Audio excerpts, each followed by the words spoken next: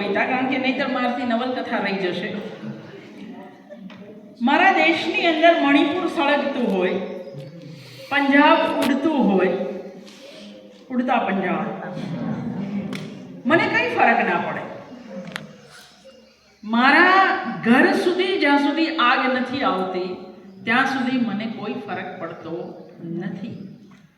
એટલે સર્વેશ્વર દયાલ સક્સેના, એમનું મૃત્યુ પણ 1986 પહેલાં થયેલું, એટલે એ પણ કોના માટે લખે છે એવું નહીં વિચારવાનું. કલાકાર સાચો ક્યારેય નામધારી સર્જકની સામે લખતો હોતો નથી.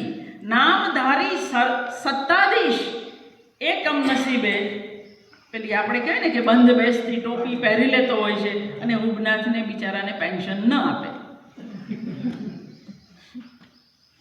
यदि तुम्हारे घर के एक कमरे में आग लगी हो तो क्या तुम दूसरे कमरे में सो सकते हो? સર્વેશ્વર દયાલ સક્સેના આપણને પૂછે છે.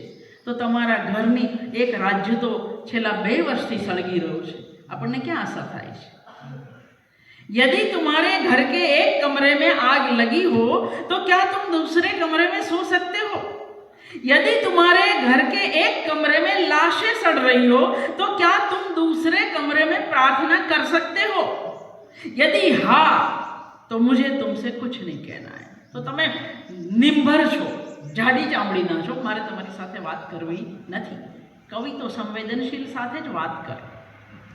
देश कागज पर बना नक्शा नहीं होता कि एक हिस्से के फट जाने पर बाकी हिस्से उसी तरह साबुत बने रहे और नदियाँ, पर्वत, शहर, गांव वैसे ही अपनी अपनी जगह दिखे, अनबने रहे.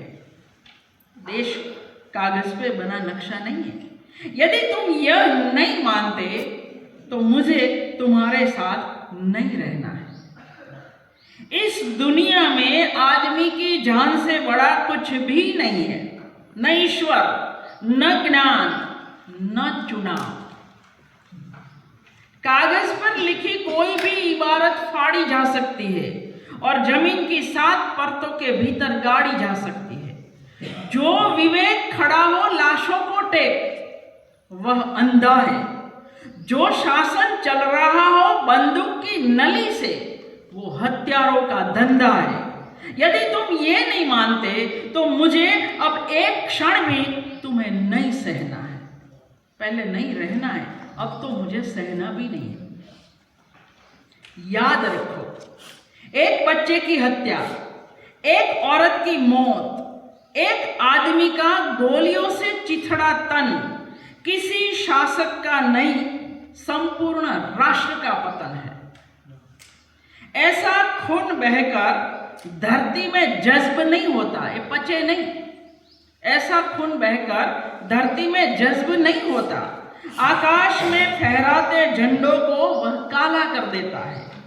जिस धरती पर फौजी बूटों के निशान हो और उन पर लाशें गिर रही हो, वह धरती यदि तुम्हारे खून में आग बनकर नहीं दौड़ती तो समझ लो तुम बंजर हो चुके हो. तुम्हें यहाँ सांस लेने तक का नहीं है अधिकार. तुम्हारे लिए नहीं रहा अब ये संसार. आखिरी बात कवि कहे, आखिरी बात और बिल्कुल साफ बात, किसी हत्यारे को कभी मत करो माफ. किसी हत्यारे को कभी मत करो माफ, चाहे हो वह तुम्हारा यार, धर्म का ठेकेदार, चाहे लोकतंत्र का स्वनाम धन्य हो पहरेदार, उसको कभी मत करो माफ.